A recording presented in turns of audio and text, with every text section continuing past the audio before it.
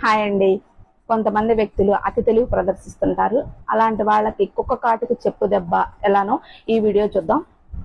ఒక ఊళ్ళో ఒక వ్యక్తి ఉండేవాడు. అతనికి ఒక బావి ఉండేది. ఆ బావిని అమ్మాలనుకుంటాడు. ఆ ఊళ్ళోనే నివసించేటటువంటి ఇంకొక వ్యక్తికి ఆ బావిని అమ్మేస్తాడు. కొన్ని రోజులు గడిచిపోయినాయి. తర్వాత ఆ బావి అమ్మిన అతనికి దుర్బుద్ధి పుడుతుంది.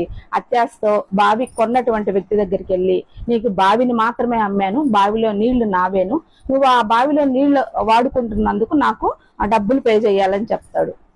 ఇద్దరి మధ్య వాదన పెరుగుతుంది. ఇద్దరు కలిసి కూడా ఆ ఊరు పెద్ద మనిషి దగ్గరికి వెళ్తారు.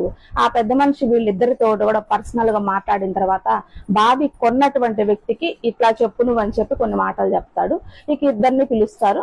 పిలిచినప్పుడు ఆ బావి కొన్నటువంటి వ్యక్తి ఆ బావి అమ్మినటువంటి వ్యక్తితో, నాదే తప్పు, నీ బావిలో నేను నీవేను, బావి వరకే నేను కొన్నాను, నాకు నీళ్లు అవసరం లేదు, నీ నీళ్లు నువ్వు తీసేసుకో, లేకుంటే నీ నీటిని నా బావిలో ఉంచుకున్నందుకు నాకు డబ్బులు ఇవ్వు అని చెప్తాడు. అప్పుడు ఇతనికి దోల తీరిద్ది అనమాట.